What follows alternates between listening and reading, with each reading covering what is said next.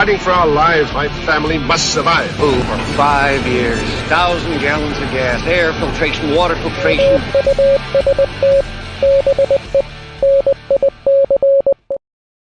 Coming at you live from the frozen tundra that is East Central Alberta, Canada, broadcasting via the auditory and visual mediums to my fellow delinquents across the globe. Welcome back to the workshop where we create community, find freedom, promote preparedness, and share success. I am Toolman Tim. Today is February the 6th, 2025. This is episode 478 of Workshop Radio. And once again, of course, I have got, well, he needs no introduction, but hello, John. How are you? Man, you have that intro down so good. And every time I hear that lead in, hearing old Art Bell on there is incredible. I love it. I'm just going to throw it out there so everybody knows where I've been. We've been everywhere, and let's get the cat out of the bag before too long, because I've basically been non-existent for the better part of 2 months. And we flew to Tennessee to see John. So that was the first thing. We went down there. We had a great time for your party, which was awesome. Christmas went through. Joker Lee says, Tim, it's about time you came back. I'm going to fill everybody in now. I couldn't tell you before what we were doing and what the fuck happened, but I'm just going to get it out of the way. So we made an offer on our dream property, Becky and I, which was a great thing, but it threw our entire life into disarray. We started packing immediately. We made an offer. The offer was accepted. The closing date was supposed to be, let's see, January 15th, a day or two, one way or the other there. We had a trip to Mexico planned for the whole family. So before Mexico, but after Christmas, we packed the whole house, tore this studio down that's behind me. You're like, well, you're still in it, Tim. Yeah, I'm still in it. And everything was fine. The last day of our trip in Mexico, we get a phone call. The lady went plumb crazy that was going to sell us the house, kicked her husband out. They're getting a divorce. Anyway, it doesn't matter. She backed out. Totally illegal. Can't back out once she has and everybody's like, well, you could sue her. Yeah, we could spend months or years in limbo and sue her and maybe make our money back. So we licked our wounds for a few days. We put an offer in on another property, and I can fill you in more on that in about a month, guys. But so anyway, my entire workshop was completely full of merchandise, John. We bought $20,000 worth of furniture for the new house. I had nowhere to shoot out there. That was full. This studio was packed up, and I'm like, so anyway, we're back. I made a temporary studio back in my original studio until we know where everything is coming and going. But until then, here I am. So it's good to see you, brother. Dude, every time you have some setbacks like that, in 6 months, you'll look back at that and go, man, this other thing we did instead is so much better. You are right. Becky and I, okay, I'm going to tell, I'm just going to be honest with you guys. It literally was a gut punch. It took the wind out of our sails for a few days. Like, I would say there was 5 days where we weren't the people that you normally would run into. It just, between that and some other business issues that we're dealing with a lawyer, it was like two things, bam, bam, right after our incredible trip. And we're like, and then one day I woke up, Becky and I both, and we're like, okay, it still sucks, but I know that in 6 months we're going to look back on this, and this was the better outcome of the two things. It always but sometimes is. You get stuck in the middle of it for a few days, Yeah, it always is, though, man. So here we are. I'm excited now. It's taken some time to get there. I finally have my workshop back to rights. Although I just went yesterday and 2 days ago in a snowstorm and bought a jukebox, so there's that too. That's cool. Is that records in there or CDs or is it this digital? one's CDs? I decided I wanted something that I could actually listen to a lot of the music I enjoyed in high school, and it's damn near impossible to find most of that on 45, so I went with the CD one instead. Cool. And this one was built in 96, so unfortunately that's almost 30 years old already, right? Nice. So it goes well with the pinball machine, and once we get the big man cave up and running, I'll have a pool table and everything else. But the deal was too good to pass up, so I grabbed it. Yeah, I've been looking at those classic coin-op Brunswick pool tables. There's a lot of them out there, man. Well, that's what I want too, is a coin op one. The things weigh like you want 6 people to move them friggin' buggers, but I don't know if it's the nostalgia for it or what it is, but that's what I grew up playing on, was those coin op machines. Yeah, I think we all did, man, playing in like pizza joints, and that's what we did as kids. I talk about that all the time. I'll have 5 youngsters sitting out here on break, and I'm like, are you goofballs? Are you texting each other? Like we used to have to get in a car, go to a place, meet some people in order to have a conversation. There was no other communication other than that. So I'm going to talk about, I'll talk about this more later, but so we went to Mexico there for that week trip, and it was a riot, man. But like weather was good. We had all of these incredible excursions that we did. But you know what my best memory of that was? Almost every night we went to the sports bar with everybody, my 14-year-old girls, everybody. We played pool some nights till 10, 11 at night, some nights till 2, 3 in the morning. And my girls played, everybody played. It was just family time, sitting around. Very little of this. Almost everybody was just sitting there. Some nights we drink, some nights we didn't matter. But we sat there, we played pool, we busted each other's balls, we had fun. And I was like, oh, that's where it's at, man. That kind of stuff. Where in Mexico were you at? Puerto Vallarta. We went, okay. It was really nice. It was called the Rio Vallarta. Man, I think my favorite thing, we went on, we rented some, we went on a side-by-side tour. You get to drive yourself up the mountain, through the jungle, down the other side. That was a riot. And then you go down into a kind of a real tiny Mexican town. You get to spend 2 or 3 hours walking around, eating real tacos on the street, taking some real life chances. That's cool. It was cool. We, we'll talk about it after, but I'll talk now instead. But there was some cool prepper things while I was there. Like, you can get antibiotics dirt cheap from legit pharmacies down there. So we stocked up big time on that, brought back as much as we legally could to Canada, saved a ton of money. We got, all the good stuff, everything that's legal in Canada, we brought back as much as we could buy, which was cool. And another cool thing for folks that don't know about this, but Mexico, they have their own silver coin, like most places. Theirs is the Libertard. It's got the, it kind of looks like the Lady Liberty with a torch or something on the back. So me, because this is what I do, I like to research and then go do the shit myself, right? So they're like, if you go to this, okay, it's like this furniture rental store in Mexico. This is the type of shit I do. They're like, in the back, there's a bank. And if you go to the bank, you can buy the Libertads there. And I'm like, oh, okay. So Becky's at the mall. I'm like, you know what? I'm just going to walk. It's like a 20-minute walk through Mexico, not the nice Mexico. So I just go, and I get there, and the lady looks at me like I got two heads. Like, I'm like, what did I do wrong? So it turns out non-Mexican residents can't buy this shit. You can't buy the silver in Mexico. So what do? Next day, we get a taxi driver. I'm like, hey, if I give you a few pesos, will you go in and buy them for me? Sure, no problem. So I came home with a handful of silver Libertards. So that was cool. Yeah. So if you're ever in Mexico and you want them, you got to get a Mexican national to buy them for you. You got to see the guy in the back of the furniture store and use the secret handshake. That's exactly what it was. And I met a guy there named Roberto who runs a silver shop. He's known all across the internet. I went and met him, and he's like, he gave me his email address. He says, just email my nephew, and if you need anything next time you come down, he says, I'll make sure I have it for you. I was like, this is cool. So yeah, silver everywhere down there if you're into silver. Did you see any guns while you're down there? A little bit, but not much. Like once or twice we saw the what do they call the Mexican the military anyway. They'll patrol the streets every so often, like there'll be an open box truck and there'll be 6 of them on the back with AKs or, ARs or something. But this was something I wanted to talk to folks about too. I was blown away. So, okay, we were in Puerto Vallarta, which was a beautiful city. And I talked to, I like to talk to the people who live there. I don't like to waste my time bullshit or whatever. So I just chat. And so we chat with the taxi driver and the boat driver and stuff. That city, you go there, I felt safer there after dark than I do downtown Edmonton.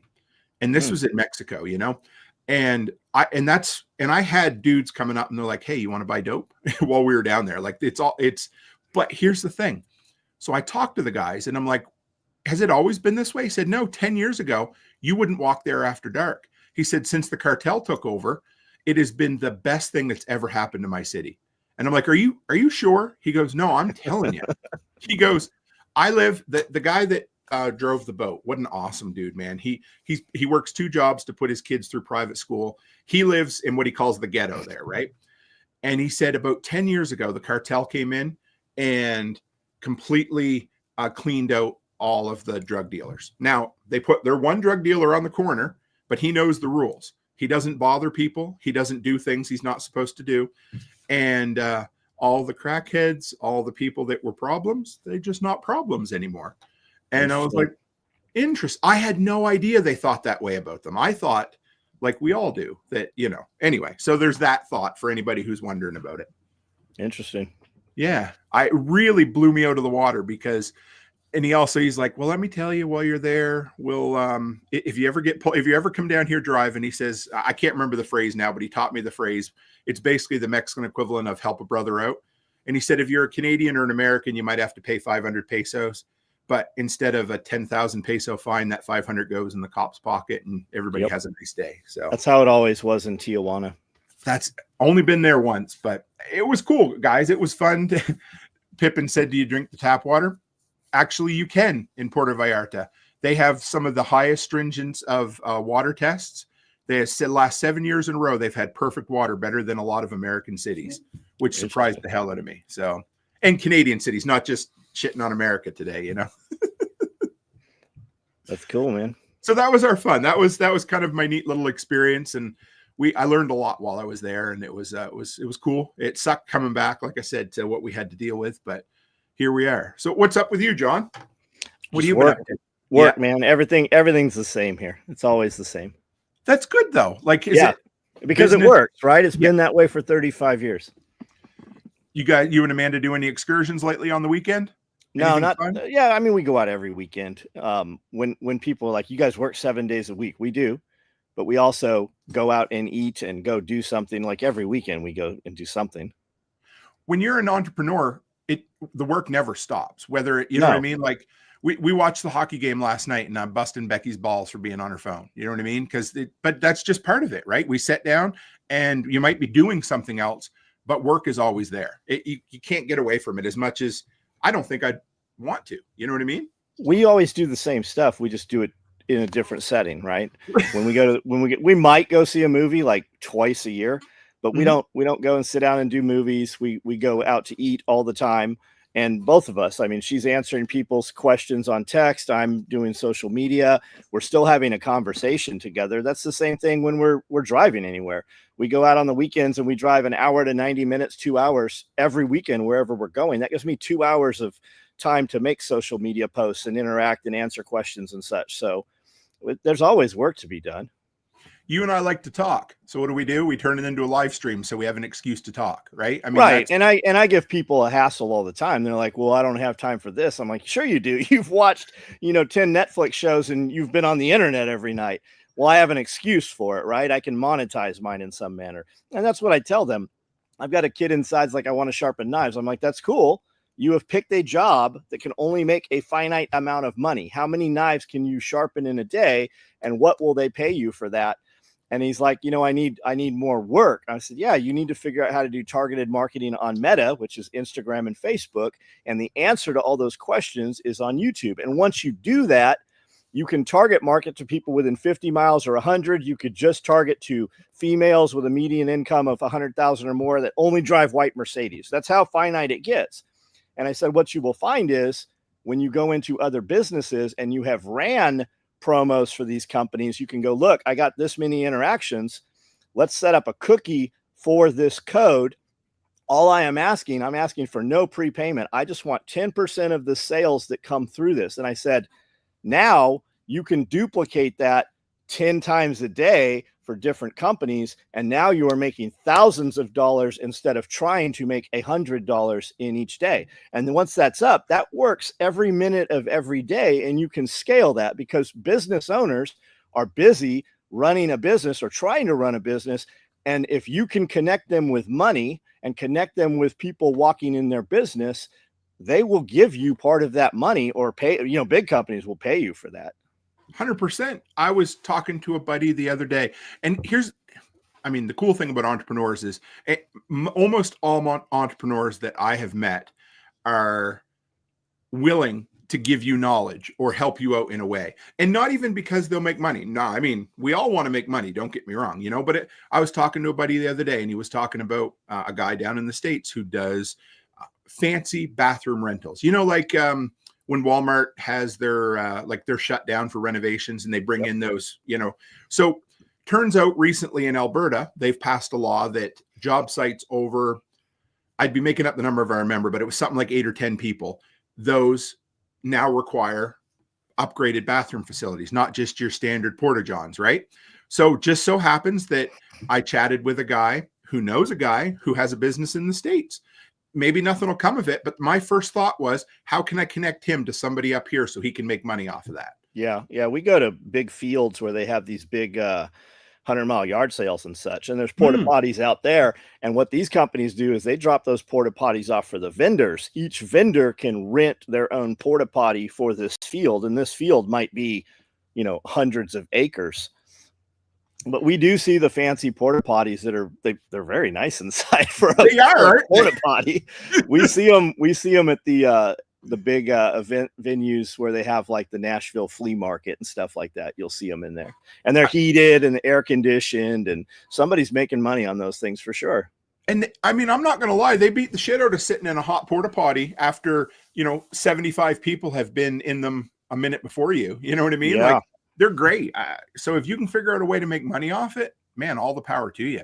Yeah, we bring in a larger handicap porta potty. We've got sinks here, porta potties. I think we bring in 10 or so. Like it's I think we pay close to $2,000 every time we do an event just for a dude that drops those things. And they're relatively clean. I mean, they start very, very clean. And our clientele, our people that come to our venues it's not a rock concert or something. So they're not trashed.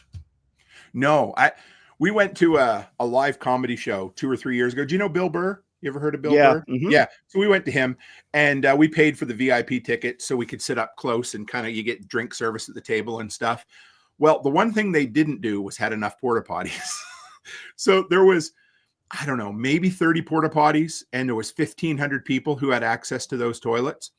And I want to tell you, things got squirrely there really quick. I saw a couple of people get in fights over the fact that somebody tried to cut in line. And I'm like, come on, man, it's just a damn porta potty, But anyway, it's crazy what kind of business that is. Like the money. Yeah. It's good. Yeah, it's good money. If you do that or, pump septic tanks, or if you're the septic tank dude, man, like people will pay you 24 hours a day when they have an emergency. Like when we called it, we had a party going on. I think we had 600 people here, and the septic started backing up. And I said, I'll give you $1,000 just to show up here tonight, in addition to whatever you're going to charge. And he did. He drove in from Jackson. We already had the excavator. We'd uncapped it, and people, they'll pay, man. I'm like, I will pay you in $100 bills. I'm not going to haggle with you. Whatever your cost is, I'll give you an additional $1,000 to be here in the next 2 hours. Dude, that is something that people can scale. And I don't mean that. Like, I'm not saying that everybody has $1,000 that they, can do that with. They'll come up with $1,000 when you need that dude in an emergency. 100%. But things like tipping people or things like having cash on hand, like, if you want to go buy something, telling somebody you have cash and you can be there in a half an hour or an hour to go pick it up, you're going to get it. And you're probably going to get a deal on it because everybody else is going to beat around the bush. I always, with any of my, my guys, my plumber guys and things like that, I always make sure they get paid immediately. I usually give them a little extra on the side. I always take them stuff at Christmas time.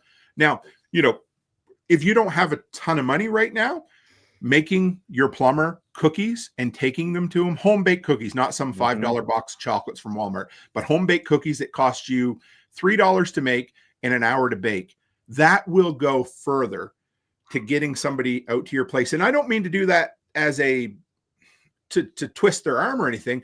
It's just how the world works. You give them value, they're going to show up. When I call my local guy at 7:00 at night, it's -40, the wind's blowing, and he has no help. Guess what? He says, Tim, if you'll come and help me, we'll get it done. We'll do it for you. He wasn't coming for anybody else, but donuts, coffee, that kind of stuff goes a long way, man. Added value. That'll get you there. Yep. So what do you think about this whole Canada-US thing, John, and Mexico thing? What is your thoughts as an American? What have you seen and how's it played out down there, or has it not been a big deal? Well, I mean, what we're seeing is he got what he wanted. But I don't think his intention ever was. And I mean, he keeps saying it. Maybe it does say we'll make Canada the 51st state. But it's the big ask. I mean, it's the art of the deal. That's what he has always said.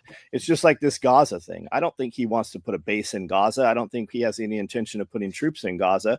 He said that in front of Netanyahu on TV where everybody could see it. Nobody wants that shit to happen, because if they launch rockets in there to a military base, that's a problem. And the last thing Israel wants is the US in there in the middle of all their stuff. So I think it's just come together and do what he wants done. The same thing with Mexico.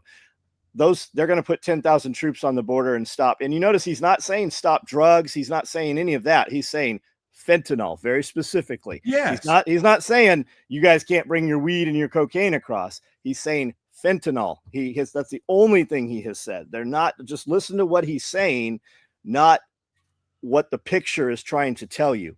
And Sheinbaum, the president of Mexico, by the way, they killed 48 other fucking candidates before they got to her. They killed 48 people that were supposed to be in position to be president, and she is now installed as president. That's the cartels that did that shit. They got together and said, this is the one we will deal with. And all of those military personnel, those are all corrupted persons. They're all corrupted. They have, they're in it with the cartels, not necessarily in it, but the cartels will kill their families. So yeah, okay, they're going to put 10,000 people, they're going to curtail and give him what he's asking for so they can continue to do other business. But those military personnel, all that is that's 10,000 cartel informants watching what's happening on the border on our side. Are we going to send Delta and CAG and Team 6 in there? Fuck no, we're not. If they're going to do that, that shit happens and you hear about it long afterwards. Right. Will it eventually happen? It probably already is happening. Like, we used to run JTF 6 missions all through there. All that training and all those guns, we gave them all that shit. And then you hear, she was saying, well, we want to stop high-powered rifles coming across the U.S. borders being a problem. Maybe a little bit of it is. The ATF told those dudes to release those. That was part of Fast and Furious. The cartels can get munitions and arms and rockets from China and Russia. That doesn't have to come in from the United States. It's all just maneuvering and shit. It's almost like a lot of it's just fabricated. Well, I have no doubt it is. It's funny you mentioned the art of the deal. I mean, that's literally where my mind went the other day. As the hours were clicking down, like up here, it was a big fucking deal, man. Like, people were, well, anyway, our entire country is so far left of center. It's disgusting to begin with, but it's, people, the hate for Trump to begin with was awful. And I'm sitting back saying, this is what he's doing. He is ready to just, put the pressure up, make big claims, and get exactly what he wants. And he's the dude who wrote the book on exactly what's happening now. And everybody and their dog was virtue signaling online. Well, here's how we buy Canadian. How do we do that?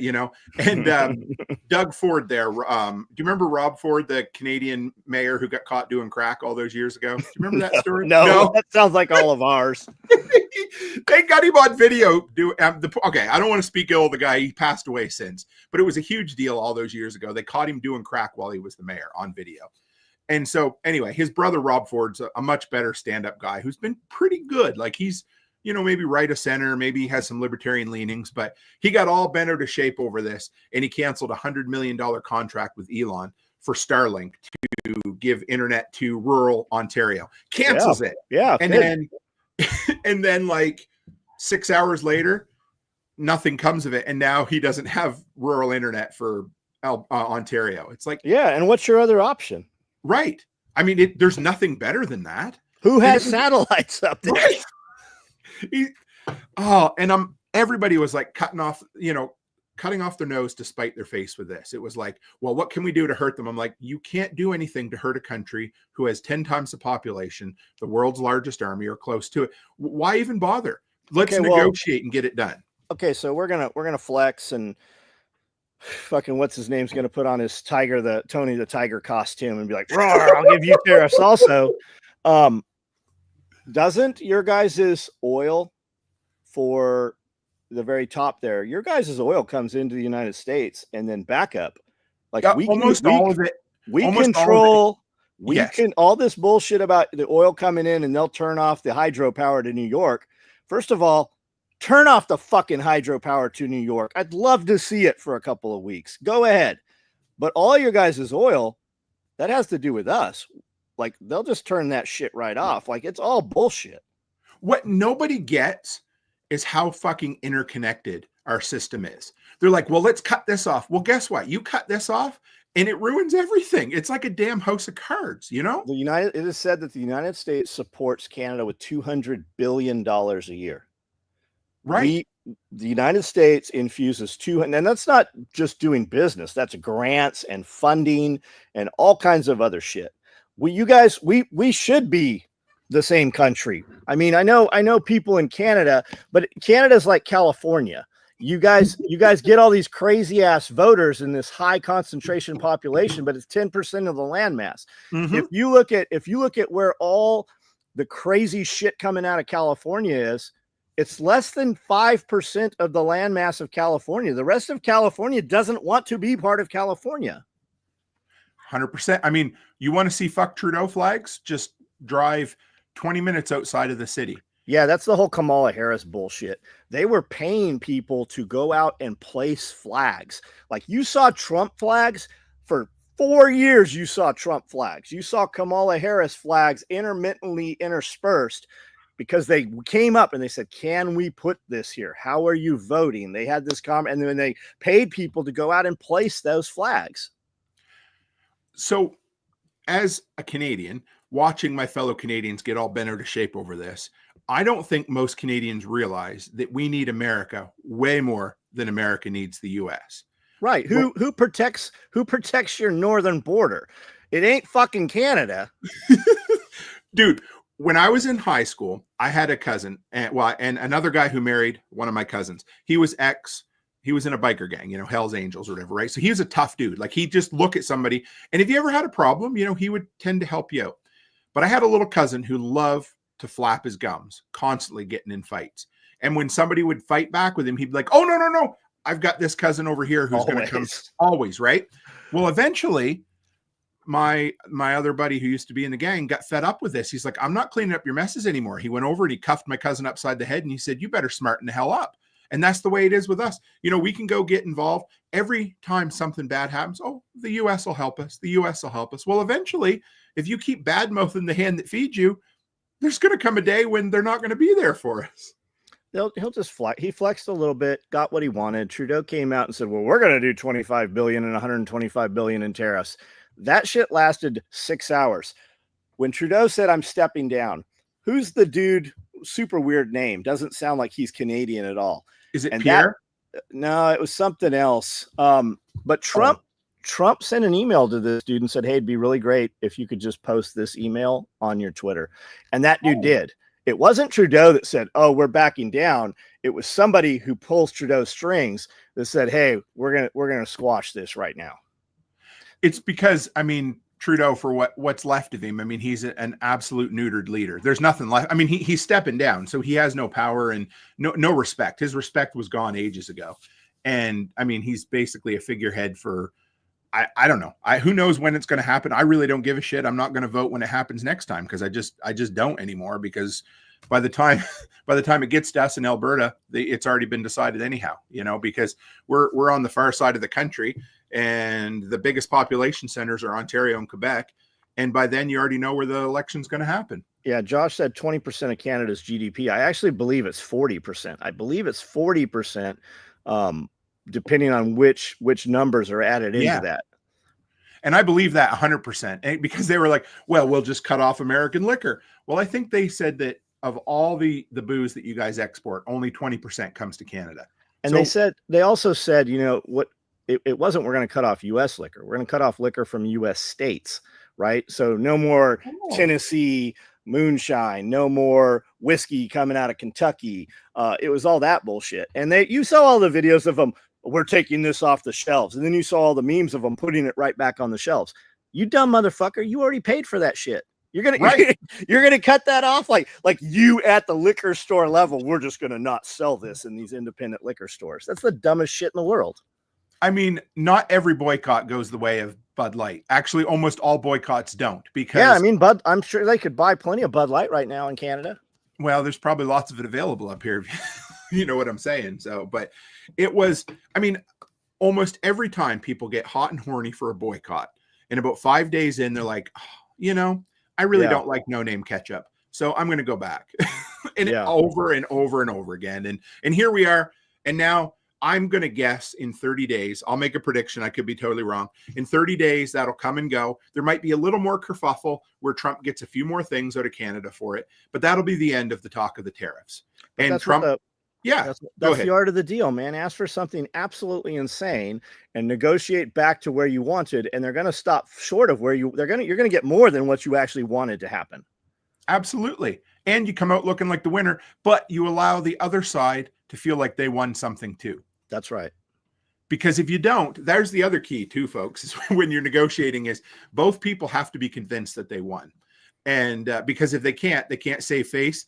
And that's where you end up with something like Russia and the Ukraine, where they'll fight for 87,000 years and simply because there's no way for both of them to feel like they won at that point. Who's what company did Chrysler become? Chrysler became some other name. Daimler? And they were manufactured in Canada. And Trump, they had shut down a plant in the United States. And was the day Trump came in, he said, we're going to stop manufacturing these cars in Canada. They're going to shut. So this company immediately came out and said, we're shutting down our Canadian plant. We're going to reopen the plant we just closed in the United States and build 3 more plants. That's great for the United States. I'm not ever buying a Chrysler. I don't give, but that is great. That is a great talking point when he said, we're going to come back in and we're going to revitalize the American workforce. We just spent 4 years destroying the American workforce, right? And a lot of it was legacy. Like when Biden came in, they ordered all of our coal-fired power plants to be destroyed. We had one literally across the river here, and they demoed it. So we couldn't rebuild it. If Trump came in and said, we're going to stand coal fire back up, which they are, we won't have a power plant running across the river here while Trump is still in office. It just won't happen. And what'll happen, my guess, wherever things go in 4 years, if a Republican doesn't get back in, because that kind of thing to rebuild, just say power plant, I can't even imagine the amount of hoops they have to jump through to build a power plant in this day and age. But it will be long beyond Trump's term. And if it tends to be somebody who doesn't view the way he did, they'll just shut it down anyway. It'll be sunk costs. Well, he came from having to deal with the EPA, and you're seeing him like, are they going to take all these agencies down? I don't know. Is it going to be different? It's going to be very different. Bear talks about that all the time, man. Bear Independent. He said, we were out doing this job, putting in these windmills or something, and there was some migration route for the fiddler crab, right? So all these fiddler crabs run across, and he has to go like 30 minutes out of the way or just run and build a road right through this sand stuff. So they build this road. The EPA guy comes out, this little weasel, and he's like, we can fine you $10,000 for every one of these fiddler crabs you're running around. And he said, that's always what it was, man. It was always some other asshole.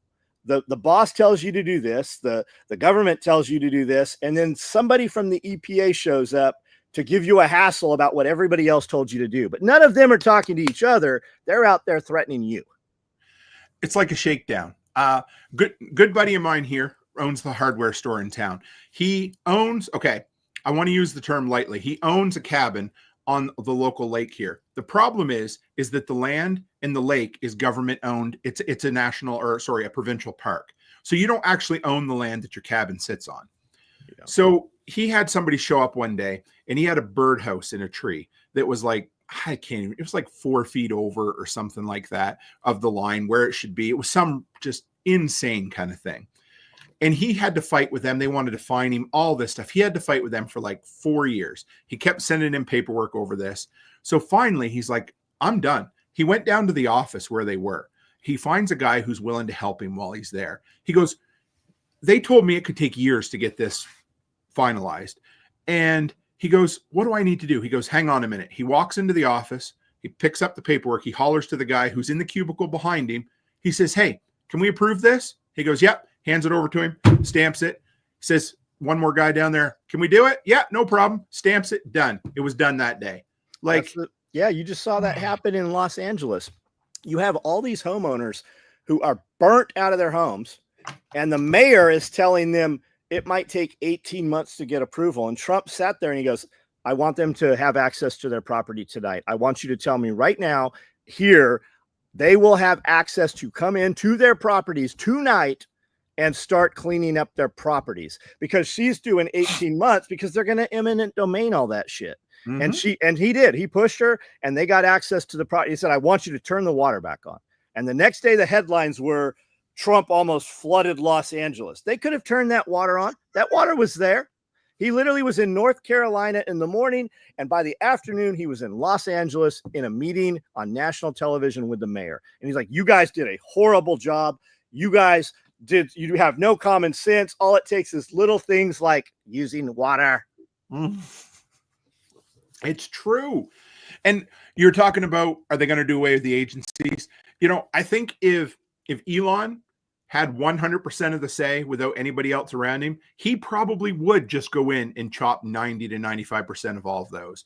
I think Trump will hold him back a little bit, which is fine, but either way, at the end of the day, I love the fact that there's going to be cuts from the government for the first time in a long time. They just found some, you just had Politico come out yesterday on all the news, and all the employees, no employee from Politico made payroll yesterday. It's the first time it's ever happened, apparently. Simultaneously, they started finding all these subscriptions through the USDA, whatever that agency is. Mm-hmm. They started finding all these subscriptions. For instance, Fish and Wildlife had $8 million in monthly subscriptions to the New York Times. And they found the New York Times, Politico, all of these liberal media companies, they were subscribing, and they have this premier membership that's $10,000 to the New York Times and to Politico. And when you go there, it's a digital subscription, and you and I can subscribe to the New York Times for $1 a week for digital subscription. But the White House and these agencies had hundreds and thousands, some of them, of these $10,000 level subscriptions.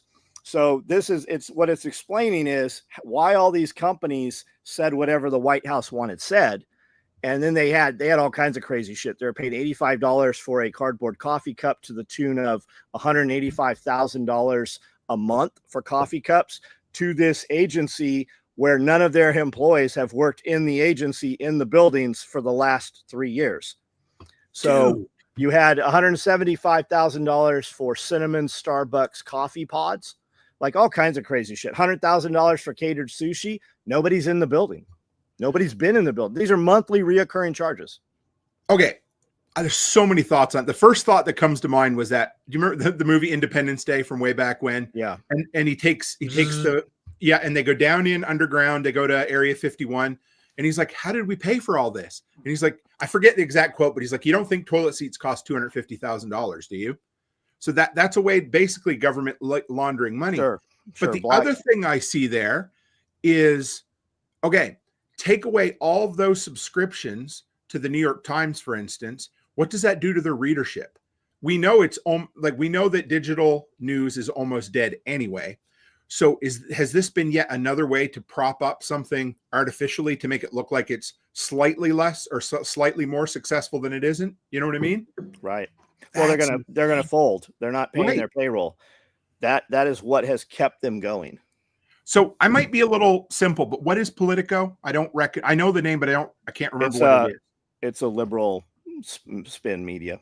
Okay, yeah, there it is. That's it. 20. I knew there was a hammer or a toilet seat. 20,000 for hammer, 30,000 for a toilet seat. Yeah. And so that's and maybe that's how they built stealth bombers. Somebody better be able to shit some stealth bombers though at this point and go, this is where it's at. I mean, they say this whole thing is I can't remember what U.S. aid, but they don't do any aid, and it's all CIA money, and it's it's basically what China does with Belt and Road initiatives. If we're not spending this money, China will come in and have influence in these countries. But they just found one yesterday that came to light that was $75 million for transgender children comic books in Iran or somewhere, some Muslim area. There was a ton of this shit, and it keeps. Elon Musk is having live meetings on X, and that's where this is all coming from. He's actually tweeting it out, and they are losing their shit. Pocahontas out there, nobody ever calls these people on their shit, right? She got elected by claiming to be Native American. I'm surprised some Native American hasn't scalped that bitch over that shit. And she's out there, we're gonna come in and we're gonna stop this. And you've got Ilhan Omar and the other one, the bartender. And she's like, we're going to see violence in the streets over this.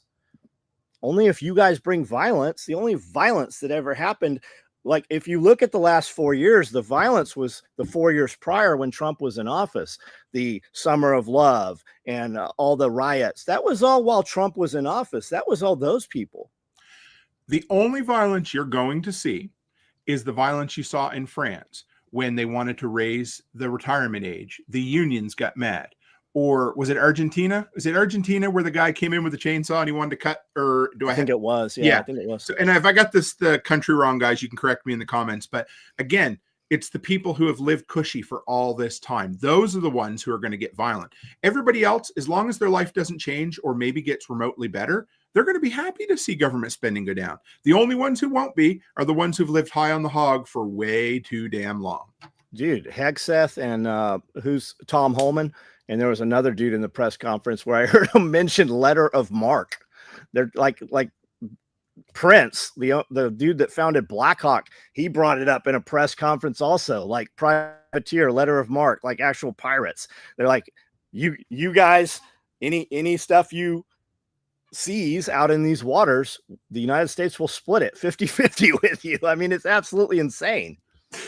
I don't know. It's a pretty cool time. I mean, you know, could shit go sideways and things fall apart and get real nasty for a while? It's a possibility, but it's a really interesting time to be alive. And I you know, they always say that, you know, it's like when you're a teenager and you get growing pains, you know, growth hurts. When change hurts, people don't like change. But when you come out the other side, hopefully it'll be a hell of a lot better because it can't get much worse. Have you ever been to a riot?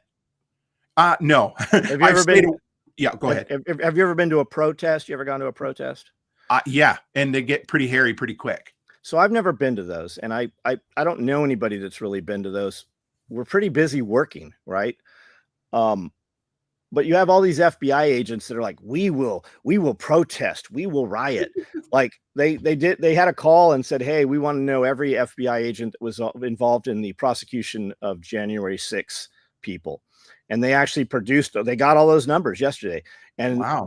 Of like the CIA, they issued that same thing to the CIA. Anybody that works for the CIA that wants to step down, we will pay you for the next 7 months. We'll give you all of your benefits and everything for the next 7 months. The FBI, I think they said 20% already accept. They expected 10% to take this offer. 20% took the offer. Like they're right on track. That's what Doge, Elon Musk and Vivek and those guys, they said in the very beginning, they said, we want to remove 500. We want to fire 500,000 employees our first 30 days. And in the first 6 months, we want to drop 1 million federal employees. They're ahead of schedule right now. I love it. I wouldn't call it a riot, but the protest, we went downtown one time to get our passports renewed. And so you go underground and then you come up through the elevators into the big area. And we stepped right into this great big native protest. Didn't even know it was there. You barely even hear it. You go around the corner and all of a sudden you're just in this mass of people. And I want to tell you, you could just feel the tension in the air. And I said, guys, just stay to the side of the crowd, work your way around, and we'll get over to the office and call it a day. Because it caught me quick. Yeah, it's like static electricity, man. You can feel it. It's crazy. So, it's never them that starts it. There's always a catalyst to it. Absolutely. They had handlers at all of those protests. There was dudes handing out incendiaries. There was dudes handing out phones. Like there's always a handler. Like most of those people at those protests in the United States, when they tracked and pinged all those cell phones, those dudes were at all of those. They're running ads right now for crisis actors right now. They're hiring crisis actors for the events that they're about to have. So Google gave me a news story the other day. It was just yesterday morning. I have certain alerts set up, and one of my alerts is for Waffle House because there's always interesting things coming out of Waffle House. And I gotta notice that Waffle House was raising their price per egg by 50 cents. And I thought, I'm like, I didn't actually know there was anything going on with eggs. You can tell I've been disconnected for a bit. So what? So Yeah, I'm not sure what's going on with eggs. The Walmart here had no eggs I did yesterday or see the day that. before. Yeah.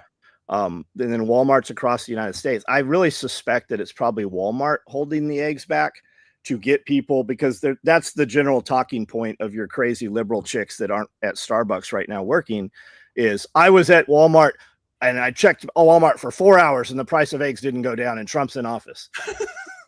I mean, I got eggs. Yeah. We're about to set up an egg stand at the end of the driveway and sell eggs. And the eggs, the price tag on Walmart for the eggs, they're selling for $8 a dozen. That's what the eggs are going for.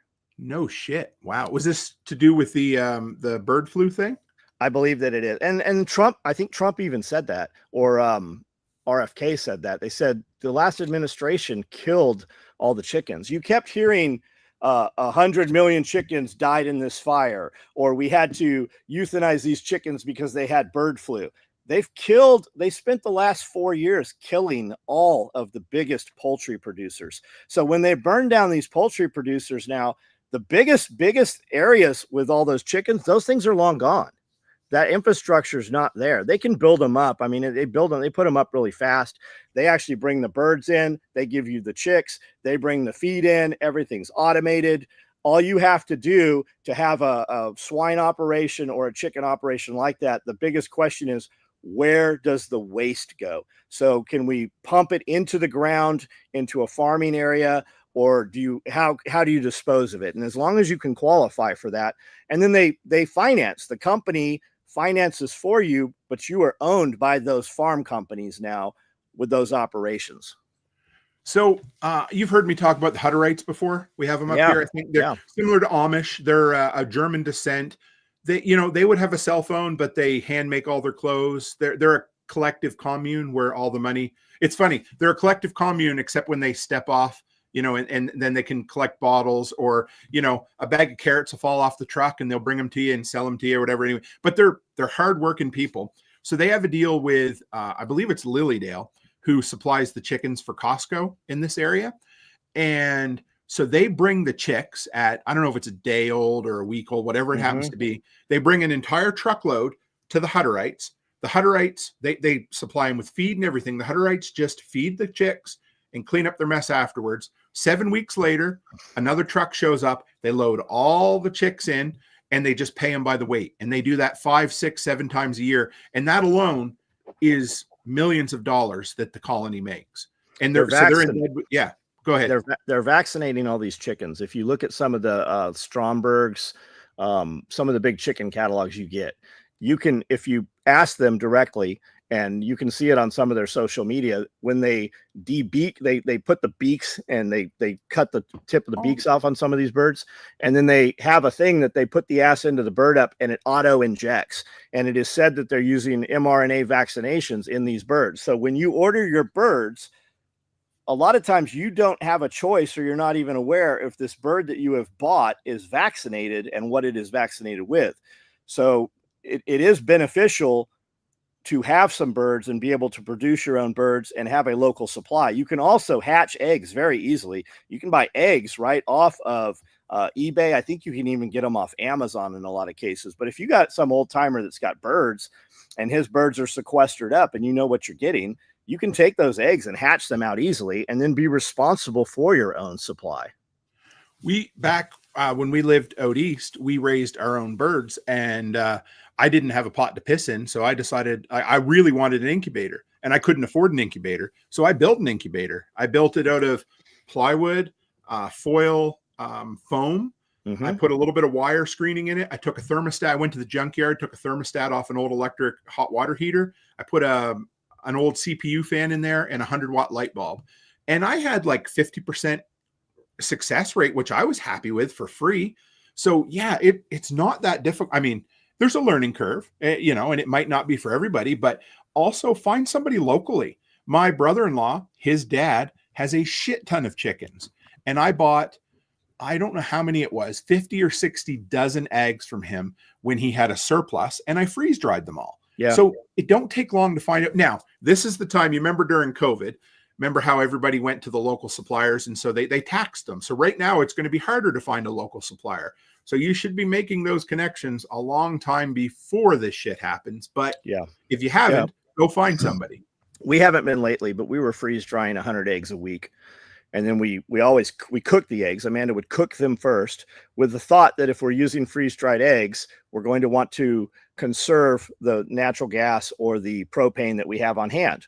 Yes. So, and then I like to put them, she likes to put them in 1 gallon. We have these gummy bear bags, these 1 pound gummy bear bags. I love those. With the stand up, right? I like those because I can put them in these cardboard boxes that we're already throwing away. And once they're in there, I can put them in the opposite direction also. So I end up getting, I think I get like 35 of these 1 pound bags in these things. But I mean, we're producing so many eggs right now. My employees haven't bought eggs in the last 3 or 4 years. Like who wants eggs? I have a dozen packs of eggs by the time clock every morning, like 6 dozen of them.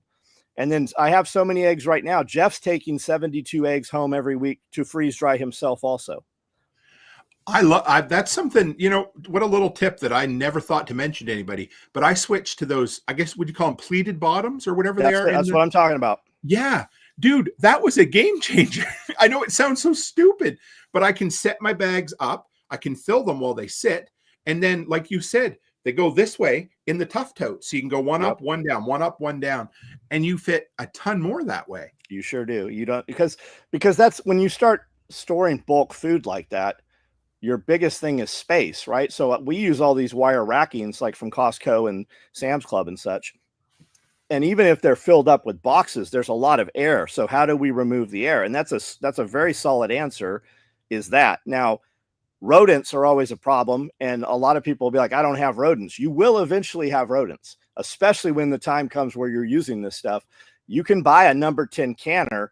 You're going to spend about $1,600. The cans come 144 cans on a pallet, and you can hand crank or get an electric one, just like the Mormon canneries use. You can can number 10 cans yourself.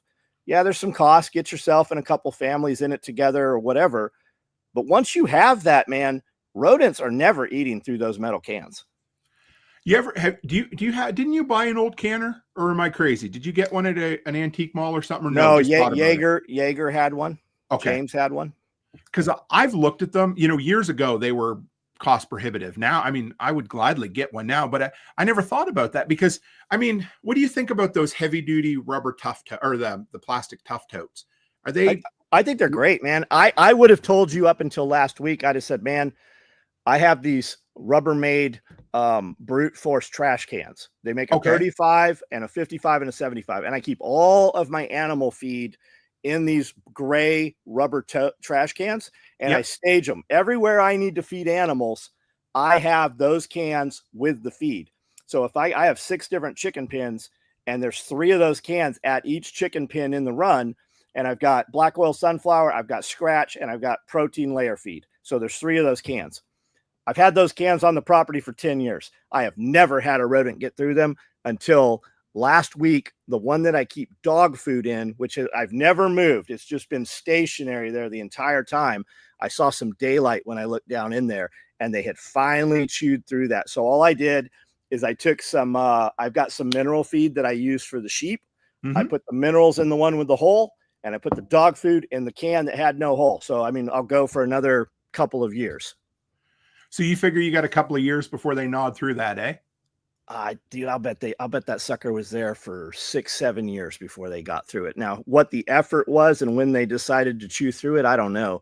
But as long as you look and watch for it, and I have dogs up there, and that we keep that can is inside of an enclosed rabbit area. It's 30 by 20 feet. So I can't have cats up there. The dogs chase the cats off. If you had a cat there, that never would have happened. That's actually a great idea. I like that. Something I'm in the process of implementing at the daycare. I've actually spent hours working on a spreadsheet recently, is a bulk food program for the daycare. I've been talking about it for a while, and I've got everything over here. So what's kind of cool, do you guys have Instacart down there? Or I guess it'd be like, okay. Yeah. For the last year, we've ordered all our groceries through Instacart. They pick it up, they drop it off to you. And so the cool side of that is I have an entire year's worth of history of what the women have ordered, what we've used, how much we've used of it.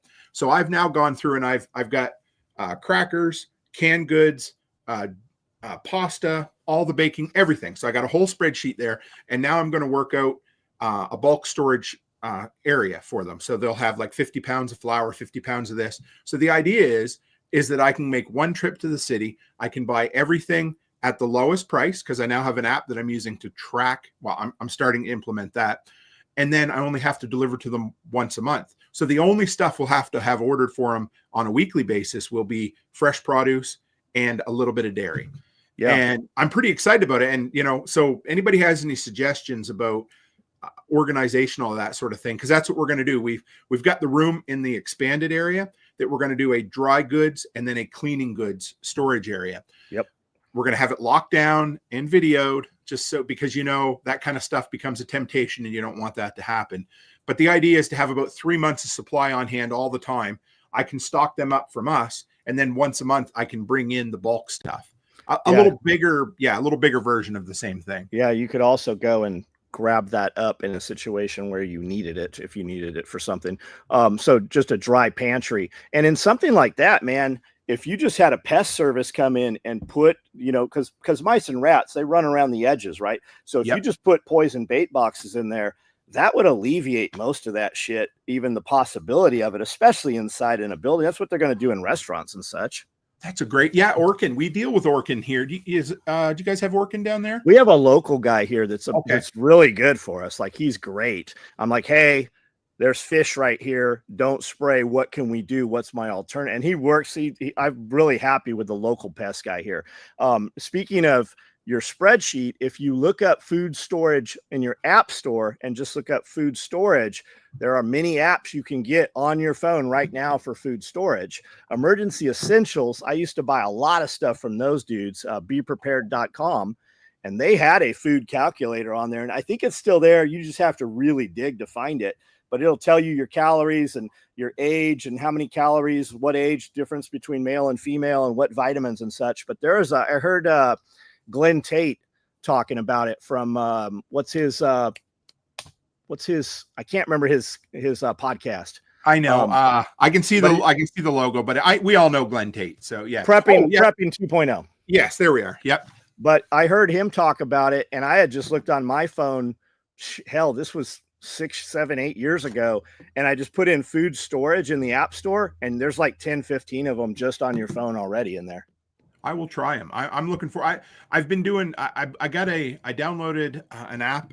It's an inventory app, which is kind of cool. I was looking for something simple that worked across all platforms. It's called Sortly, Sortly. I've heard of it.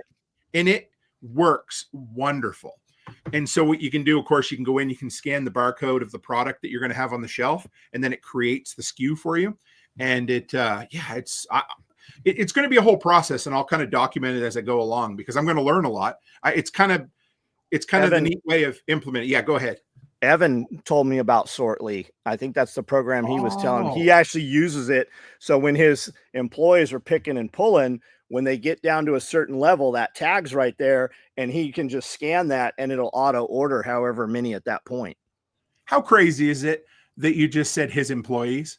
How awesome is that? Yeah, no kidding, right? He has one, I think 2 full-time employees. I know that he was here in my building last week, and they were still shipping, because we had already shipped, I think we shipped 150 pouches to the location. He was in Texas, stopped here.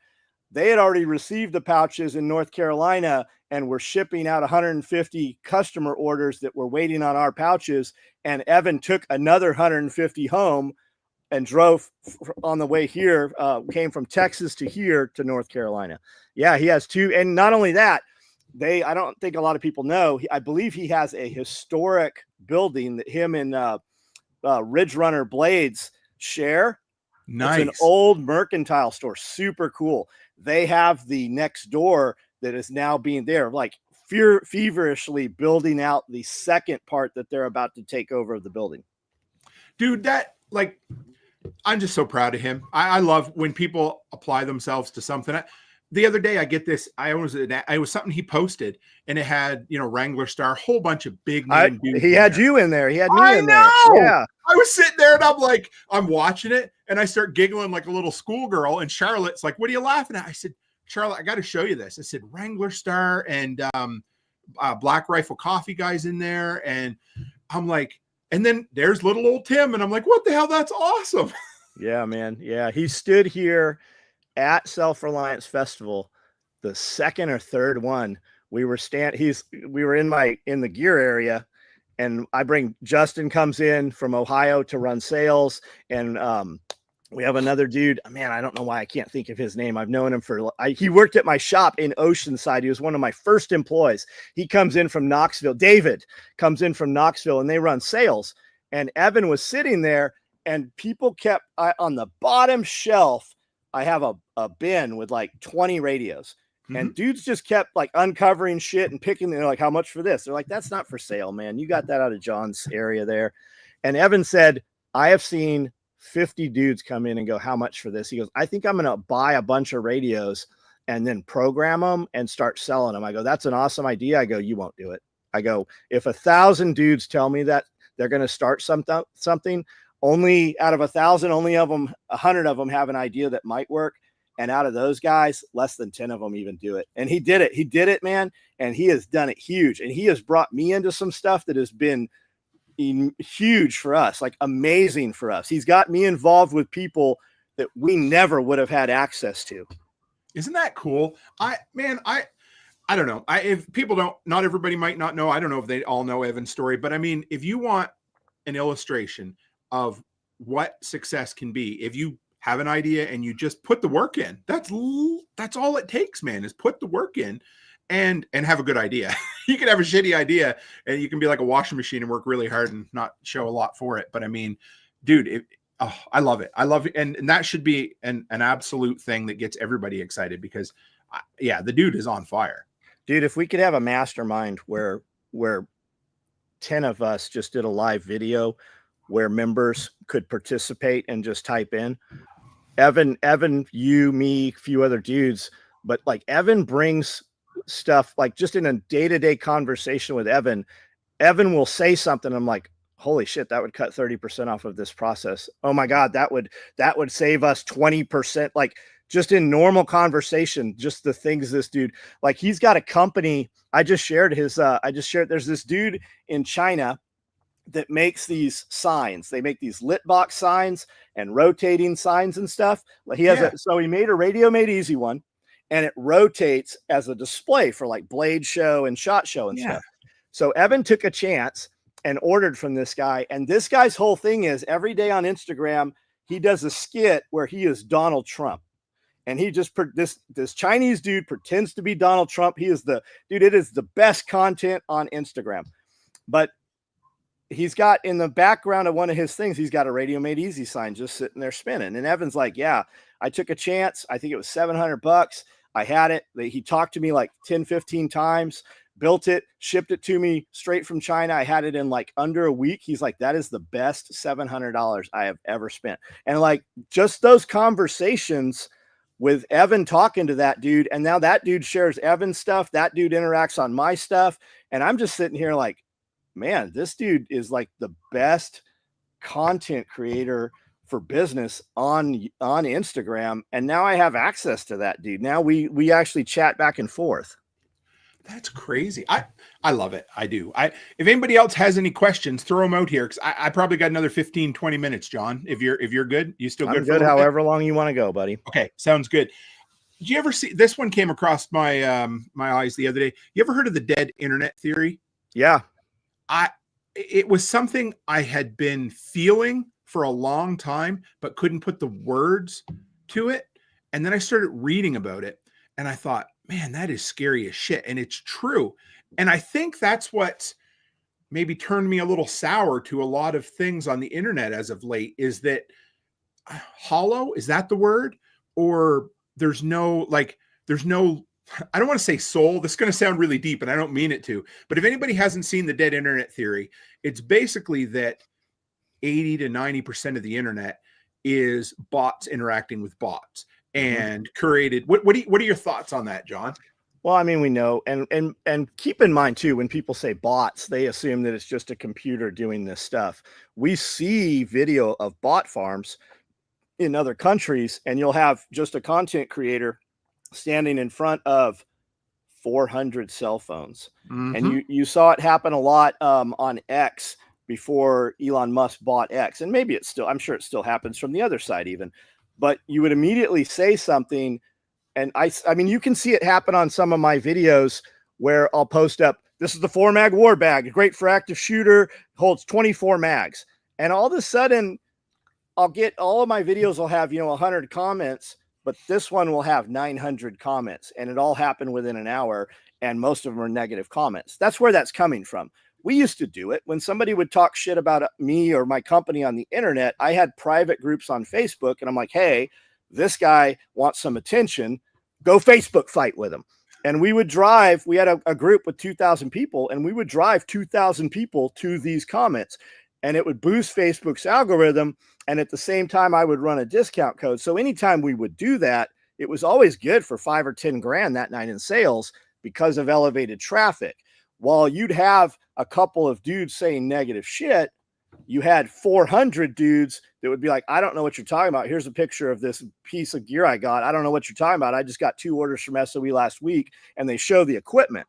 And my theory is that for every one person commenting, there is 1,000 eyeballs watching that never comment.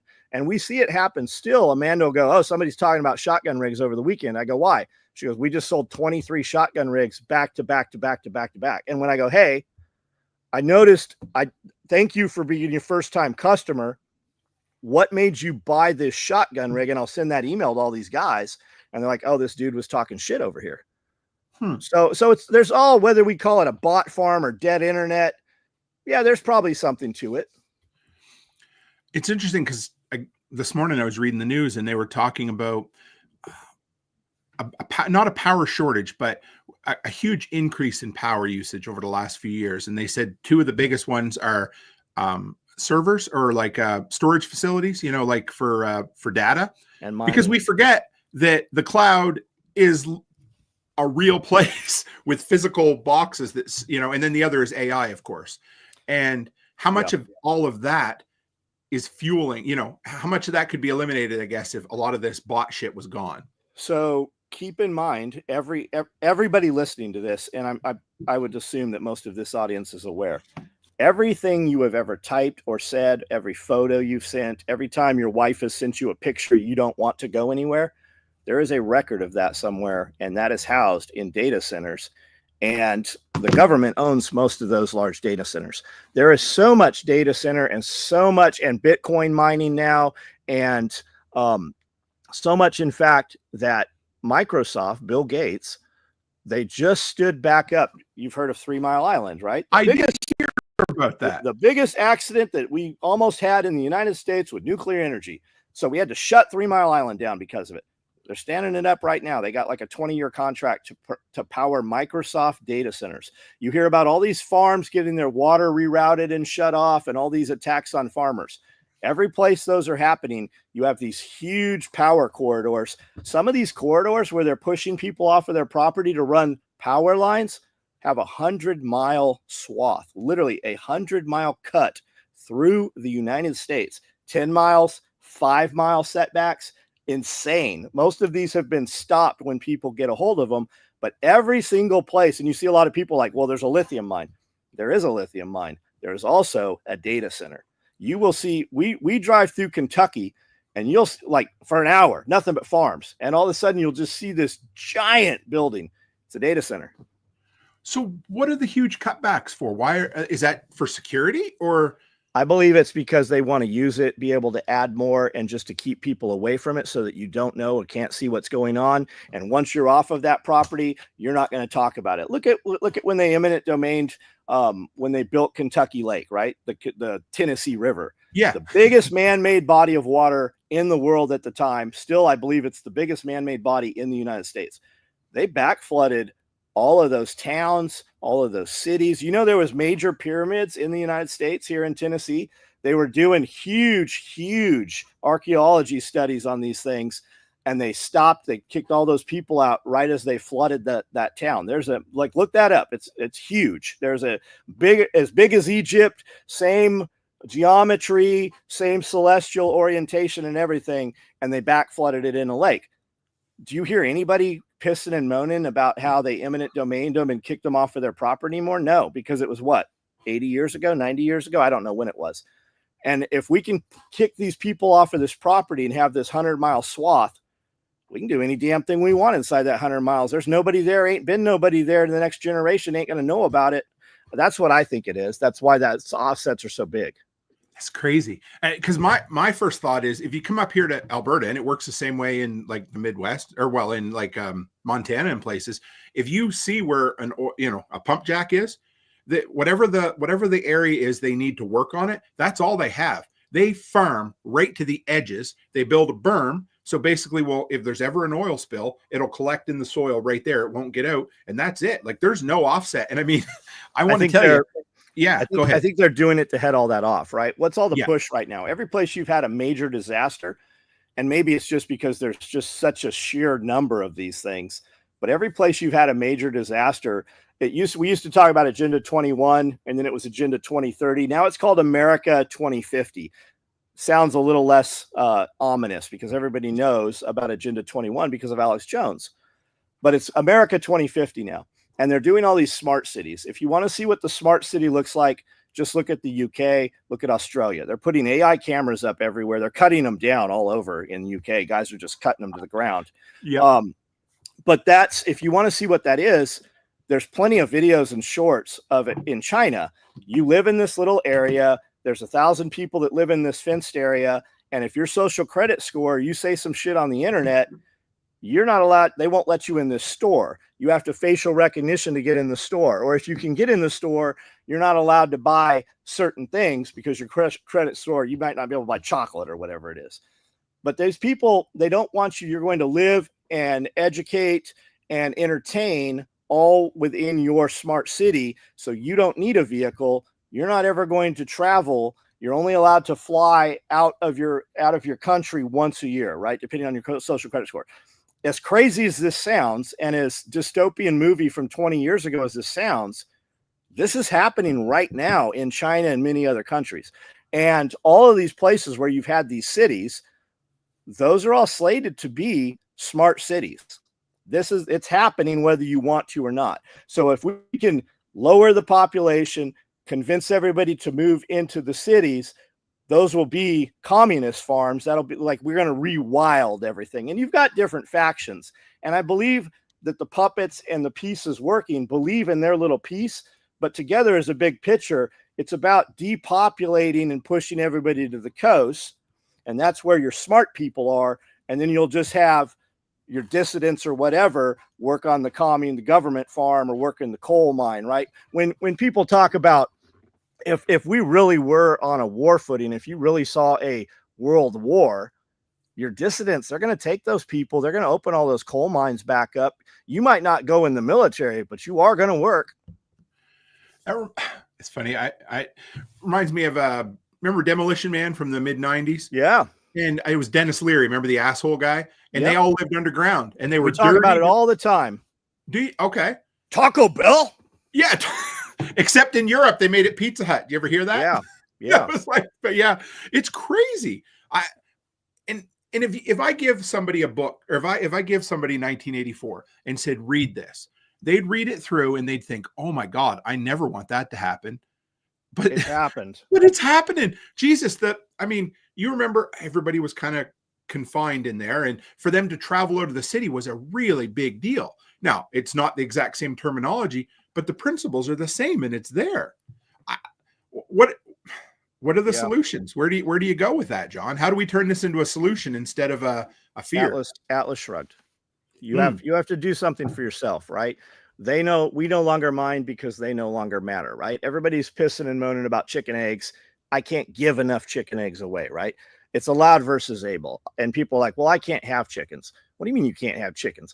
I had a horse in my backyard in San Diego, in the city. I had ducks, I had chickens, I stole a horse. I had a horse for 5 days. Nobody came and knocked on my door and said, Ma'am, you can't have this horse that your son has in the backyard. It's allowed versus able. Can't have chickens, get rabbits. Just produce something, have some form of commerce that doesn't rely on, something that holds a record. Just add to yourself, right? When COVID started, we really thought, okay, this might be something real. What if they shut down interstate commerce, right? What if we can't mail things? We're all of a sudden out of business. I have people that moved here to work with me and, part of life, right? So what would we do? Well, very viable. We would sell chicken eggs. We would sell produce. We would sell firewood. We would sell manual labor. We just covered ourselves in case that happened. Because if that happens, you're all on a level playing field because the tax collector ain't coming to the door. The dude a mile up the road, he already fed the tax collector to the pigs when that dude knocked on the door. The banks ain't coming when that shit happens. Every man is on a level playing field at that point. So that's what you do. You just cover yourself for that. I bought a 30-foot trailer so that I could move an excavator and a skid steer so that we could go to where they had cut down trees. And we could use the excavator to load the end cuts and the logs so that we could bring them back here to split them and mill them into firewood and mill them into dimensional small cut lumber if we needed to. That's what I did. And as a byproduct, I have that equipment and we can do that if we need to. And now I have enough of it. We're literally taking, like, if the eggs have anything, if a chicken has walked on the egg and there's any dirt or poop, I literally just feed it to the dogs. The dogs are so tired of eating chicken eggs. Yeah. So we're going to build, Amanda's always wanted a little farm stand. She's got all these medicines and these salves and potions that she makes. She's done great with it. They really, really work so much better than bullshit you buy off of the shelf. And now we're to the point where we're going to scale and plant a bunch of that material, the plantain and the things that she uses to build these out of, comfrey, and just plant a lot more oregano. And then how do we do the oil, right? So we're looking at, she's to the point now where she buys oil in 1 gallon things where I'm like, there has to be a way to get this where we can get a high quality oil, but we can buy it in 55-gallon drums. Well, that's the next step. So I want to put a firewood box out at the road here, chicken eggs, her salves, her different things, and just do an honor system and see how that goes. And if nothing else, even if some turd comes and steals all the money out of the box, the social media content that comes from it off of the camera, it's a wash, man. It's gonna bring more attention, even if they stole the money. It's just something. It's just another talking point. It will fit in really well on that highway there as well. I think, the traffic is slow enough that people will stop.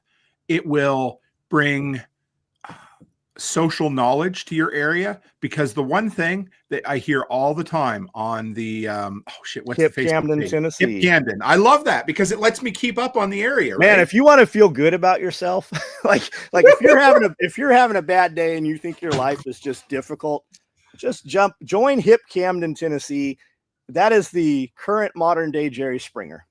It is. I mean, whether it's I need somebody to drive me to work because I can't, it's just, it's turned into a lot of beggars. Like we have a lot of the mentality where people, they weren't able to survive in the cities, but they left the city and came here because they have relatives here, or there's really no industry here. Right. So kids, they have to escape. They join the military, or they go to college and move out of the area. And most of them got liberal arts degrees. Well, there's no Starbucks to come work out here. Nope. So they come here.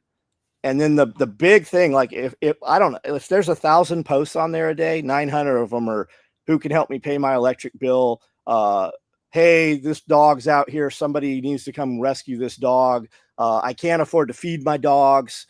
That's what most of it is. Who's hiring? And nothing. They don't want a job. Nobody's hiring. I've been to 20. Well, when you tattooed the penis on the side of your face, that kind of precludes you from walking into a place and getting a job. Like, I'll hire a guy with a dick on his face. The first thing I ask you is, what can you do? But when the same dude with the dick on the side of his face is like, well, to be honest with you, I don't do much. I'm like, yeah, I'm not hiring. Hey, by the way, since you're as a business owner, let me tell you, the next time a dude asks you what you can do, your answer is, I'll do anything you want me to do. And if I can't do it, I will figure it out. And if you demonstrate it, I will do it 100%.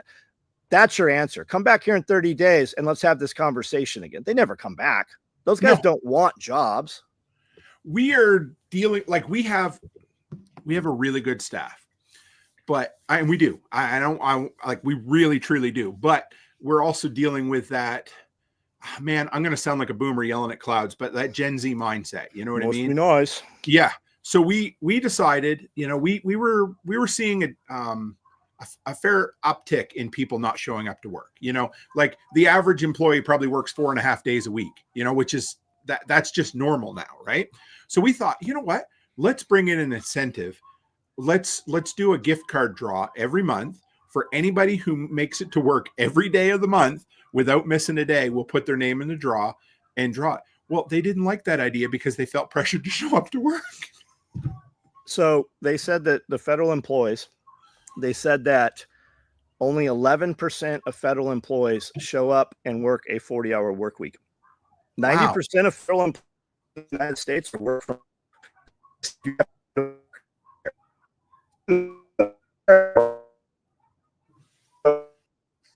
Wonder if that's me. It's me. You're breaking up, back John. on. You're good there. Yeah, I wasn't sure if that was me or you. Sorry. Go ahead. Yeah, You said mine 90% of employees work from home, and that's where it cut out. That's right. So they said everybody has to show up next week. You got to show up for a 40-hour work week in person. A bunch of them just never showed up. Like they didn't have to even fire them. They just stopped coming. They just didn't work. I have a girl working for me, and she's a great employee. She was on probation when she came in, and she was on probation for 2 years, which means they were drug testing her. Sure. And she came to me and she's like, I'm off probation on Thursday. I'm like, awesome. Good for you. Good for you.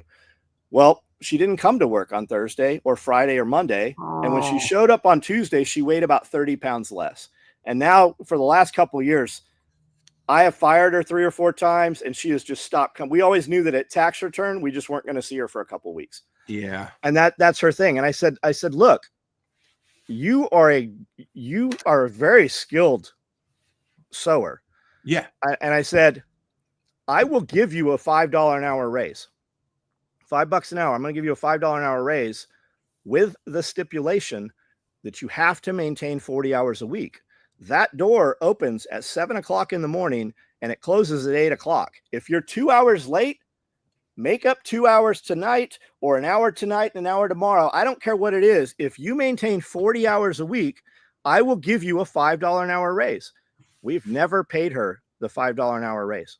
Not one single time. She's actually stopped working here. She just stopped. She's in jail right now. We saw on the Rural Report or whatever that is. She's in jail for the last 2 weeks over something. She hasn't been to work in 6 weeks probably. You know, I talk to my girls about this a lot. And like for Charlotte and I, we have great conversations when we drive. And last night we were coming home from volleyball and she said, you know, Dad, I don't know what I would do if my parents had to work 9 to 5 jobs. She goes, you're always around. I know you're working, but you're always around. If I need you to take me to volleyball, wherever. And I'm like, that's pretty cool. And then I said to her, I don't know what I would do if I had to go back and work for somebody else anymore. You couldn't. I'm sure I would kill somebody. You know, like I think I would. The big deal for anybody listening, right? When they're like, yeah, well, you know, it must be nice or whatever. Must be nice. There it is. I mean, we took those risks, right? Oh, I started my company when I was 17 years old. When I finally rented a building, it was 30 miles away. The day I drove to my shop the first time, I ran out of gas. I didn't have money or fuel to get home. They wrote so many tickets on my truck that night. I got some Marines to help me push my Blazer around back. I didn't leave that shop for almost 3 months. There was no shower in there. I just washed with water out of the sink. And I ate MREs that I traded Marines. I lived in that building with no bed, no mattress, nothing for 90 days, camped in there. Those are like, whatever, like everybody can do that. They say Gen Z or whatever. I don't even know what age group that is, but we have sold these kids on balance, right? We've programmed these kids with words we never heard until they said them. Right. You know, you need a balance in your life. No, you don't. When you're not supposed to, like, they're like, I can't get a job that pays all my bills and blah, blah, blah. I can't make a living. You're not fucking supposed to.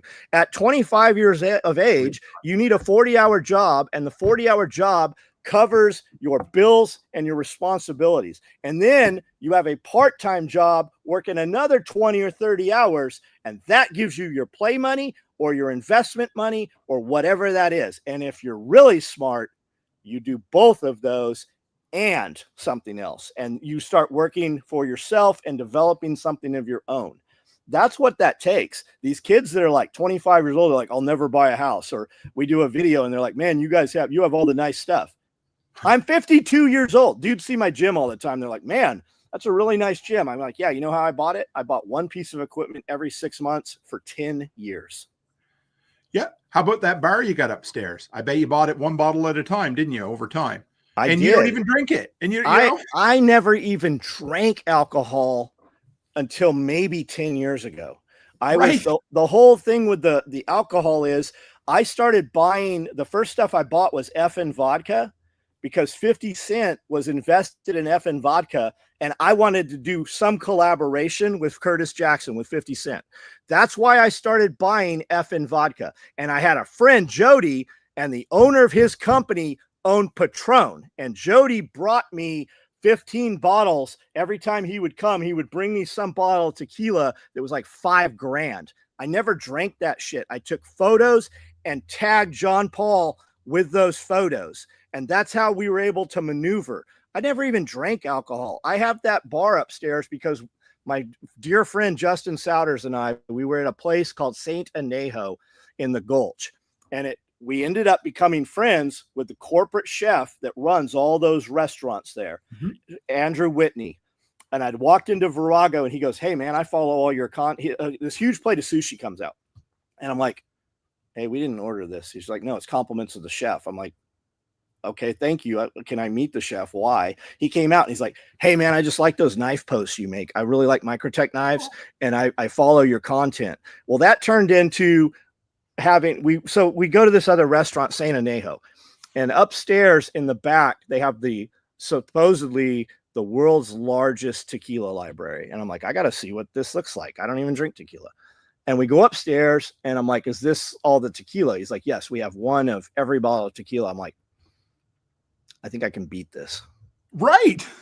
I really think I can beat this. So I just started buying when we would go places. I would buy every bottle of tequila that I liked the way it looked. And over time, people saw that. And we have a client that would come to all our parties and he works for an alcohol distribution company. So he would bring me stuff and he's like, hey, this is really special. There's only 100 bottles of this. You can't get this. So I just started having this stuff and it just turned into, when I make those posts, people I don't even know communicate with me. And a lot of dudes, it's just like when we can only sell so much gun stuff, like SEALs, right? We sell gear to all the SEALs. We built gear for all the SEAL teams. There's only 1,000 SEALs at any given time in the world, right? So how do we market our stuff to other people? So we take the same thing that we make the tool bag, which is a badass range bag. We market it to carry tools to Jeep guys and to Toyota guys, and we just show them the same stuff. Every dude that owns a Jeep or a Tacoma or any big truck like that, they all own a gun. They might not be gun guys, but they all own a gun. How can I get them? That's the stepping stone to bring them into the industry. And then I can talk to them and be like, you need a class from TAC Response. You should come to one of our events and so we can populate and cross promote all the companies. And that's how that was the tequila thing. So it drives my son-in-law crazy, not crazy. He just laughs about it, but it does not matter where we go. I find someone to talk to. Yes. Does not matter. There is no stranger for Tim. 100%. And everybody has a cool fucking story. And guess what? 99% of the time, I just add them to my story bank and I have another story to tell. But every so often I make a connection that blows me out of the water. You know, you go to a diner and you talk to the guy and you find out the story about the local diner. And then you talk to the lady who launched the diner during COVID. And then that gives you just a little bit more motivation for something. But I don't care. Something that's free, folks, is talk your ass off to anybody. And when I say talk, I really mean listen. Because what you do is you ask somebody a question about what they're interested in and let them get the fuck out of the way and let them talk. Yep. And you will find the most interesting people and you'll probably make money out of it too when you're all done. Yeah, it's everywhere you go, man. And like you were saying earlier about like service and stuff and building relationships. When we go someplace and we have a really good server, I'm like, do you have a business card? Will you be our server every time we come here? When you have that phone number, there is when the reservations aren't available, there's always a reservation available for the right people. And that's just that thing, man. When Andrew said, man, I really like this knife, we got some knives shipped from Microtech to him at the restaurant. Now they send him to Ohio or somewhere to go to butcher school for like 6 months. And now he runs the program breeding Wagyu cows in Franklin for the owners of the restaurant, right? So now they have a farm to fork thing that we get invited to. And who's at the farm to fork thing? Rich dudes. What do rich dudes have? They all have guns. What do you do? Income. What do you do? I have a sling that should be on every rifle you have. And it's not that much work either. That's the crazy thing. It's like not. what you just talked about, for instance, like, say you go to the Country and Western, right? In Camden, and you find somebody there that is your server, and you tip them a little bit and you have a civil conversation. Honestly, that's only 10% more work than what you normally do. And that used to be called being a sensible human being. And it's crazy how rewarding that can be by just doing what you could already do anyhow. Just smile at people, man. You would be amazed at how, like, you have no idea what contact that person has had before that. And just smiling at them, how that could change the entire direction of their life that day.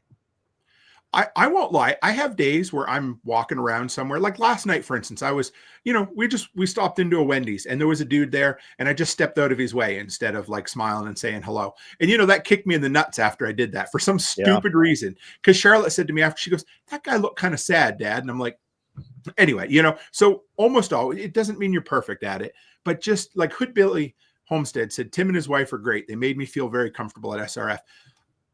He told me that. Like I've talked to him and had a whole conversation about this, Tim, before he typed it on here. He told me that weekend. And how many other folks has he told? And I don't do it. We don't do it because of that. I just friggin' love people. And you're always going to find a cool story. You've practiced it enough that it's who you are. Sure. Yes. Ain't that the truth? Because you don't start that way. Maybe the rare person, I might've had a couple guys I went to college with who that was, they were born that way. But for me, if you're interested in somebody and you're still a little shy, well, you still got to do it. It's the whole fake it till you make it. And it's not disingenuous. You just have to learn how to do it. That would be like saying that when Michael Jordan picked up a basketball and he started practicing free throws, that he was fake. He wasn't a real basketball player. Well, sure he was. He just didn't know how to do it yet. Right. Yep. That's right. All right, man. What do you think, Ron? Yeah, go ahead. Listen, everybody's had bad days and we go through shit and we're like, oh man, this is horrible. Just remember, somebody always has it worse than you do. There's a dude that came across my radar today. It is him, H-I-M, him6 Kardashian, like the Kardashians. Okay. And he's got some content on Instagram. There's more on Instagram and he's got some YouTube channels, some stuff on YouTube. I want everybody to just look at his stuff. You might not like it, but I want you to listen to his story a little bit. No matter how bad your day is or how fucked up your life is, man, this dude was on fire. And he broke the 5 and 6 vertebrae in his back. He was 90% on fire. They had him in a coma to keep him alive for over 6 months. I want you to just check this dude out. I talked to him a couple times on Instagram. Told him we were going to be live. I haven't seen him comment in here. I don't know if he just enrolled back in school right now. He's 20 years old. I just want you to look at this guy's stuff. If you don't like it, just skip over it. But just listen to some of the things he's saying and the attitude that this kid has with what he has going on in his life. Dude, we don't have shit wrong in our lives compared to this guy, and this guy's mindset will help everybody that's hearing this. Here it is, guys. There's his link. So go give him a follow. Took me a minute. He's got, hang on, there we go. He's got like pointy hair as his profile picture. And then obviously, yeah, some other photos that, yep, that's crazy. And how old is he? 20. Wow. Dude, Brandel sent me a link of his video and he's just in the car listening to some rap music and he's showing his chain. and there's a bunch of dudes talking shit on there. And I'm like, I wonder what this dude's deal is. What happened to his face? So I started looking at some of the comments, and dudes are like, this guy is how I need to be. That's what people were saying. And I'm like, I wonder what his deal is.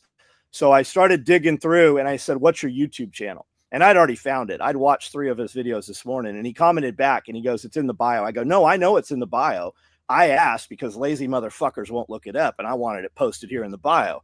Well, I've already talked to him, and it just something hit me. And I thought, man, I need to watch a couple more of this kid's videos. I didn't know why or what it was or what the message that comes from it was going to be. But I just think that people would benefit. They just recalibrate a little bit. I love it. Check it out, guys. Do your thing. So, John, what do you got coming up now, brother? I'm doing a lot of custom work right now myself. That's not SOE. That's me.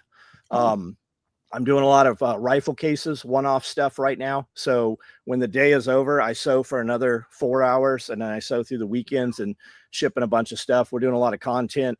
Next event here will be in June. That's up there. SOE Party is the Facebook group. You can see all the updates and information on that. Other than that, man, I don't really know. I just have a list of 10 things I want to get done every day, and I'm just crossing them off as fast as I can. It's good. I'm sure we're not going to be at the June party, but we will. Our next plan, we're coming to Tennessee, Nashville for 2 nights. We're going to the ACDC concert. Oh, but badass. We're just flying in, flying out, but we will be down in September for around SRF, and we're doing a whole 2 or 3 days at Delinquents Gully and the whole work. So if I don't see you in person before then, we'll be online once a month, folks. Just keep chatting and share our joy with the world most of the time. Awesome. Thanks for having me on, Tim. I love it. Anytime, man. And guys, as always, stay happy, stay healthy, and have a great week.